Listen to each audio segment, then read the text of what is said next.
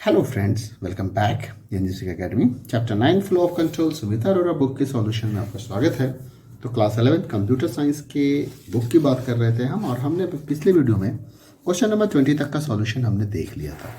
आइए हम 21 क्वेश्चंस की बात करें कि 21 क्वेश्चंस क्या कह रहा है। विच of the following statements will terminate only the current pass of the loop and proceed with the next iterations of the loop. Current pass of the loops को सिर्फ टर्मिनेट करने के लिए हमारे पास जो इसका आंसर आता है वो है 21 का बी, उसे हम कंटिन्यू स्टेटमेंट कहते हैं। That is the continue. Pass statements empty statements होता है। ब्रेक इमीडिएट टर्मिनेट करता है और लूप से बाहर निकालता है।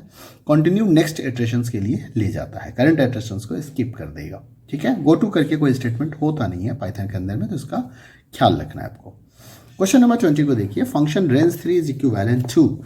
अब रेंज 3 का मतलब हो गया 0 to 3, 0 to 3, तो 0 1 2 3 0 1 2 मिलेगा आपको यहाँ पे। तो 1, अब रेंज 1,3 अगर लिखा गया तो 1 और 2 निकल के आएगा यहाँ से। रेंज 0 3 से हमारा फिर से वही वैल्यू आएगा जो यहाँ रेंज 3 में लिखा गया था, क्योंकि बाय डिफॉल्ट रेंज हमेशा 0 से काम करता है। 0 3 1 जो है यहाँ भी यही बात होगी, क्योंकि बाय डिफॉल्ट स्टेप की वैल्यू 1 होती है, तो ये भी उसी के इक्विवेलेंट होगा। और रेंज 1 3, 0 ये इनवैलिड स्टेटमेंट्स हो गया। यहाँ पे हम काम नहीं कर सकते क्योंकि स्टेप की वैल्यू हमने यहाँ पे 0 दे दी है। तो कह रहा है कि फंक्शन रेंज 3 इक्विवेलेंट टू, तो यहाँ पे option B and option C दोनों के ही इक्विवेलेंट है ये। ठीक है, तो यहाँ पे दो आंसर्स बन जा रहे हैं 22 का अगर आप देखिएगा तो option B and option C दोनों ही आंसर आएंगे। क्वेश्चन नंबर 23 को देखते हैं। Function range 3 will yield an iterable sequence like. अब ये एक इटरेबल सीक्वेंस जनरेट करेगा। इटरेबल सीक्वेंस का मतलब होता है जिसमें कि आप लूप चला सकते हो, इटरेट कर सकते हो।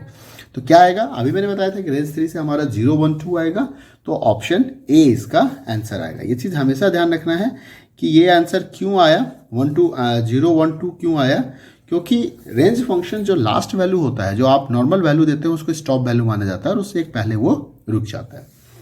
24th नंबर क्वेश्चन की अगर हम बात करें कि फंक्शन रेंज 0 5, 2, 24th क्वेश्चन को देखते हैं। तो ये क्या कह रहा है यहाँ पे कि function range 0 5, 2 will add an iterables. तो 0 से देखिए सीक्वेंस क्या निकालेगा, 0 में 2 ऐड कीजिए, क्या मिलेगा 2 में 2 ऐड कीजिए, क्या मिलेगा 4। अब 4 में 2 ऐड कीजिएगा तो 6, और 6 5 से ग्रेटर देन हो गया, हमें 5 से कम वैल्यू चाहिए, तो इसका जो आंसर होगा 0 to 4। आप देख लीजिए 0 to 4 कौन सा ऑप्शन है, this is the option A. Question number 25 को देखिए ध्यान से। Function range 10, 5, -2 will yield an iterate sequence like. अब 10 से हमारा स्टार्ट होगा ये, ठीक है, और कहाँ तक जाएगा, ये जाएगा आपको 5 तक, और 2 का गैप होगा -2 का। तो 10 में से 2 को माइनस कीजिएगा तो 8 में से 2 को माइनस कीजिएगा 6 में से 2 को माइनस कीजिएगा तो 4, और 4 हमारा 5 से स्मॉलर वैल्यू हो जाएगा। हमेशा इससे एक पहले यानी कि 6 तक ही आ सकता है। तो आंसर क्या मिलेगा, 10 8 6, और ये कौन है, ऑप्शन ए है आपका यहाँ भी। क्वेश्चन नंबर 26 को देख लीजिए। कहता है कि function range 10 5 2 yield will yield an iterable sequence like. तो 10 5 2 will yield an iterable sequence like. तो इसको देखिए यहाँ पे ये क्या कह रहा है। अब 10 5 2 ये पॉजिटिव 2 है, तो ये हमें एम्प्टी सीक्वेंस दे देगा, क्योंकि जब आप पॉजिटिव वैल्यू में चलते हैं और start value step and value से बिगर होगी, तो ये आपको एम्प्टी सीक्वेंस देगा। क्योंकि 10 में +2 करेगा तो 12 आएगा, तो ये हमें एम्प्टी सीक्वेंस रिटर्न करेगा, और इसका आंसर क्या बनेगा, ए। तो इसको ध्यान रखना है। क्वेश्चन नंबर 27 को देखिए। 27 नंबर क्वेश्चन क्या कह रहा है। Consider the loop given below for I in range -5 print i. अब देखिए आपने यहाँ पे रेंज में वैल्यू -5 दे दी है। बाय डिफॉल्ट स्टेप की वैल्यू +1 होती है, तो 0 से -5, तो -0 बिगर वैल्यू हो गया -5 से, जबकि होना ये चाहिए था कि स्टार्ट वैल्यू या तो स्टार्ट वैल्यू स्मॉलर होगा, ठीक है, और एंड वैल्यू बिगर होगा, या स्टार्ट बिगर होगा एंड स्मॉलर होगा। यहाँ पे क्या हो जा रहा है, और बाय डिफॉल्ट स्टेप की वैल्यू +1 है, तो ये हमें कुछ भी प्रिंट करके how many times this loop will be execute, तो अगर देखा जाए तो ये लूप हमारा 0 टाइम्स तक एग्जीक्यूट करेगा। तो इसका आंसर आ गया 0। ठीक है, consider the loop given below. अब 10 5 3 है रेंज के अंदर में, ध्यान दीजिएगा। How many times will run, तो 10 से 5 की तरफ अगर आप रन करते हैं तो जो सीक्वेंस निकल के आएगा 28 क्वेश्चन में अगर देखा जाए 10 5 -2 के हिसाब से 10 10 में से -3 कीजिएगा तो 7, 7 में से -3 कीजिएगा तो 4 आएगा, तो नेक्स्ट हो जाएगा। तो 2 ही सीक्वेंस निकल के आएगा। तो लूप का एक्सक्यूशन कितने टाइम्स होगा? 2 ही टाइम्स तक के लिए होगा। तो आंसर हो जाएगा 2। क्वेश्चन नंबर 29 को देख लीजिए, क्या है? Consider the loop given below for I in range 3 pass, what will be the final value of I after this. तो अगर इस रेंज 3 को देखा जाए तो रेंज 3 से जो सीक्वेंस निकल के आ रहा है वो 0 1 2 आएगा। और जैसा कि आप जानते हैं कि इस लूप में आई इन रेंज 3 लिखा गया है, तो आई की वैल्यू पहले 0 होगी, फिर आई 1 होगा, फिर आई 2 होगा, और उसके बाद लूप टर्मिनेट कर जाएगा। तो एट लास्ट आई की वैल्यू क्या रह गई? 2। तो आंसर क्या बनेगा? Answer C. ठीक है।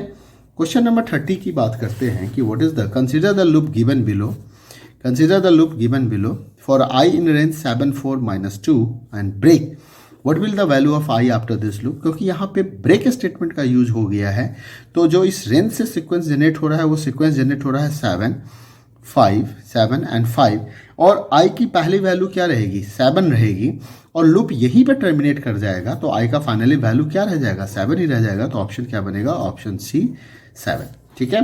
क्वेश्चन नंबर 31 को देखिए फटाफट। क्वेश्चन नंबर 31 क्या कह रहा है कि for a in dash the blank can be filled with. अब यहाँ पे फॉर ए इन डैश में हमेशा ध्यान रखिएगा, यहाँ पे कोई सीक्वेंस आना चाहिए, तो इटरेबल सीक्वेंस आना चाहिए। रेंज फंक्शन हो सकता है, सिंगल वैल्यू का कोई मतलब है नहीं, एक्सप्रेशन का कोई मतलब है नहीं, तो या तो आप कोई इटरेबल सीक्वेंस डाल सकते हैं, या आप यहाँ पे रेंज फंक्शन विथ वैल्यू डालना पड़ेगा। रेंज ब्लैंक रेंज के साथ आप नहीं जा सकते हैं इस जगह पे, ये चीज़ का ध्यान रखना है आपको। तो एक्यूरेट आंसर इसका 30A का 1 ही बनेगा, क्योंकि रेंज यहाँ पे एम्प्टी दिया हुआ है। अगर रेंज में कोई वैल्यू होता तो ये भी हमारा सही आंसर हो जाता। क्वेश्चन नंबर 32 को देखिए, विच of the following an entry control loop. Entry control loop वो होता है जहाँ पे कंडीशंस पहले चेक हो जाता है। तो अगर देखा जाए तो फॉर एंड वाइल दोनों ही एंट्री कंट्रोल लूप है, तो ऑप्शन सी एंड डी। ठीक है। एग्जिट कंट्रोल लूप पाइथन में नहीं होते हैं, मतलब डुअल लूप नहीं होते हैं यहाँ पे। नेक्स्ट क्वेश्चन को देखिए, क्वेश्चन नंबर 33 की बात करते हैं। Consider the loop given below, what will the final value of I after the loop. तो आई इन रेंज 10, तो ये 0 से लेकर 10, यानी कि लास्ट वैल्यू क्या मिलेगी? 9। लेकिन यहाँ पे ब्रेक का इस्तेमाल हुआ है, तो आई की पहली वैल्यू के लिए ब्रेक हो जाएगा, तो फाइनली आई का वैल्यू क्या रह जाएगा? आई का वैल्यू रह जाएगा बी, यानी कि 0। नेक्स्ट क्वेश्चन नंबर 34 को चेक कीजिए। 34 क्या कहता है? The else statement can be the part of dash statements in Python. तो else statements can be part of the, तो एल्स देखो, एल्स पाइथन के अंदर में इफ स्टेटमेंट्स का पार्ट होता है जनरली, बट वाइल के केस में भी हम एल्स स्टेटमेंट लगाते हैं पाइथन के अंदर में। तो ऐसे तो देखा जाए तो 34 का आंसर ए सही है, लेकिन सी भी यहाँ पे सही ही है, उसको लूप एल्स कहते हैं। ठीक है। नेक्स्ट क्वेश्चन को देखिए, क्वेश्चन नंबर 35 की बात करते हैं। Which of the following are the jump statement. तो पाइथन में 2 तरह के जंप स्टेटमेंट्स होते हैं, ब्रेक एंड कंटिन्यू, और ये दोनों ही यहाँ पे दिया हुआ है। तो 35 का जो आंसर होगा वो होगा ऑप्शन बी एंड डी। ठीक है। क्वेश्चन नंबर 36, यहाँ पे स्टेटमेंट्स लिखा हुआ है, इसलिए आर भी दिया हुआ है, तो 2 आंसर हो सकते हैं इस जगह पे, ध्यान रखिएगा। 36 को देखिए, जो कहता है कि which of consider the following code fragment I in range 2,4। तो 2,4 का मतलब हो गया जो रेंज वैल्यू जनरेट होगी वो 2 और 3 आएगी, तो आई की वैल्यू 2 के लिए आएगा और आई की वैल्यू 3 के लिए आएगा। प्रिंट कर रहा है तो क्या प्रिंट करेगा? 2 और 3, तो 2 एंड 3 ये वैल्यू को प्रिंट कर देगा। क्या प्रिंट करेगा? 2 एंड 3। तो ऑप्शन क्या निकल जाएगा? ऑप्शन सी, 2 एंड 3 प्रिंट होगा यहाँ पे। ठीक है। नेक्स्ट क्वेश्चन को देखते हैं, क्वेश्चन नंबर 37। आइए क्वेश्चन नंबर 37 के लिए आपके पास सबसे पहला क्वेश्चन को देखें। When the following code runs, how many times the line x equal to x multiply 2 will be executed. x 1 है, x लेस देन 20 है, तो लूप लेस देन 20 यानी कि 19 तक चलेगा यहाँ से। x equal to x multiply 2 है, तो x की वैल्यू आप क्या कर रहे हैं? मल्टीप्लाई कर रहे हैं। तो अब अगर इस क्वेश्चन को ध्यान से समझिए आप यहाँ पे कि x की इनिशियल वैल्यू क्या है? 1, और एवरी टाइम्स ये डबल होता जा रहा है, x को आप 2 से मल्टीप्लाई करते जा रहे हैं। तो पहली बार जब लूप चला था, जब x की वैल्यू 1 थी और आपने x equal to x multiply 2 किया, तो 1 मल्टीप्लाई 2 करने से ये क्या बनेगा? 2 बनेगा। अब x का वैल्यू क्या हो जाएगा? 2 हो जाएगा, ध्यान रखिएगा यहाँ पे। फिर अगली बार जब लूप चलेगा तो 2 मल्टीप्लाई 2 ये क्या हो जाएगा? 4, तो x का वैल्यू क्या हो गया? 4। फिर 4 मल्टीप्लाई 2 करेंगे तो 8, तो x का वैल्यू क्या हो गया? 8। और अगली बार जब आप मल्टीप्लाई करेंगे तो एक्स मल्टीप्लाई 2 क्या हो गया 16, और जब अगली बार आप मल्टीप्लाई करेंगे 16 मल्टीप्लाई 2 32, और जैसे ही 32 होगा ये कंडीशन आपका फॉल्स हो जाएगा, तो लूप यहीं पे टर्मिनेट करेगा। तो देखिए लूप का एग्जीक्यूशन कब हुआ, जब x की वैल्यू 1 थी तब लूप एग्जीक्यूट किया, 2 के लिए, 4 के लिए, 8 के लिए। तो ये कितनी बार एग्जीक्यूशन हुआ आप काउंट कर लीजिए इसको, 1 2 3 4। तो लूप का एग्जीक्यूशन होगा यहाँ पे 4 टाइम्स। तो आंसर क्या है यहाँ पे, आंसर आएगा D 4। क्लियर है ये चीज। चलिए नेक्स्ट क्वेश्चन को देखते हैं। क्वेश्चन नंबर 38 की बात करते हैं। क्वेश्चन नंबर 38 क्या है 38, what is the output when this code execute, मतलब अगर आप इस कोड को एग्जीक्यूट करेंगे तो आउटपुट क्या आएगा आपको ये बताना है। तो आइए जरा कोड को देखते हैं। दिया हुआ है x equal to 1, x less than equal to 5, x plus 1। अब एक्चुअली ये थोड़ा सा रॉन्ग स्टेटमेंट है, ये इनफाइनाइट लूप हो जाएगा नॉर्मली देखा जाए तो, क्योंकि यहाँ पे x की वैल्यू इंक्रीज नहीं हो रही है। या तो ये लिखा होता है इस जगह पे कि x equal to X plus 1, या लिखा होता है x प्लस इक्वल टू 1, फिर तो ये सही हो जाता। लेकिन ये दोनों के दोनों स्टेटमेंट यहाँ पे मिसिंग है, नहीं है। तो क्योंकि ये दोनों स्टेटमेंट यहाँ पे नहीं है तो ये लूप कभी टर्मिनेट ही नहीं हो पाएगा। तो ये क्या हो गया, इनफाइनाइट, और इनफाइनाइट लूप के कारण इसका आंसर जो होगा वो होगा नो आउटपुट। क्या होगा, नो आउटपुट। नेक्स्ट क्वेश्चन को देखते हैं। How many times does the following code execute, कि फॉलोइंग कोड कब एग्जीक्यूट करेगा। यहाँ पे क्वेश्चन दिया हुआ है x equal to 1 while x less than 5।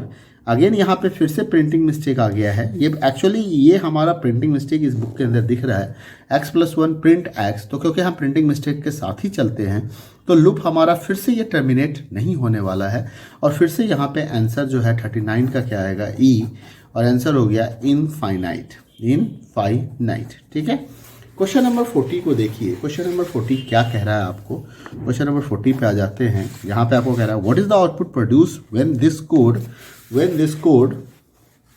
एक्जीक्यूट्स i equal to 1 while i less than equal to 7, i multiply equal to 2। अब ये एक सही स्टेटमेंट है, i मल्टीप्लाई इक्वल टू 2।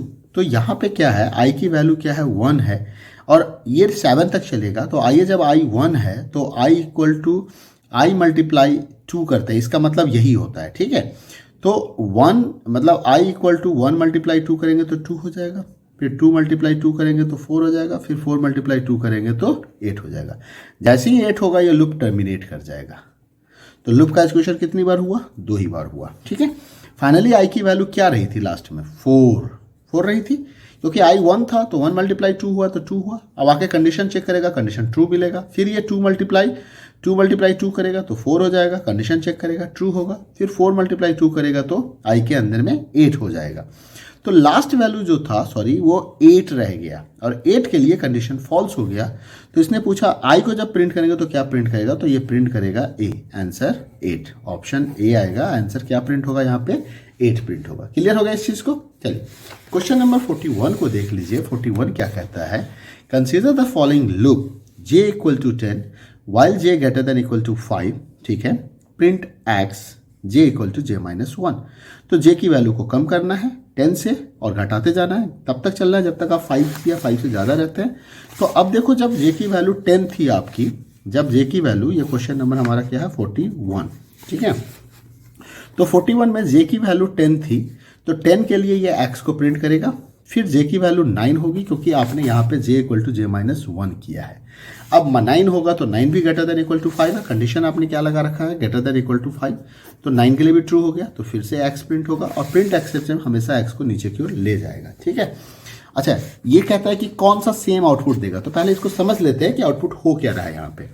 फिर 8 के लिए x आएगा, फिर x आएगा, फिर 7 के लिए x आएगा, फिर 6 के लिए भी x आएगा, और फिर 5 के लिए भी x आएगा। तो टोटल x कितना हो गया, 1 2 3 4 5 6, टोटल 6x आ गया।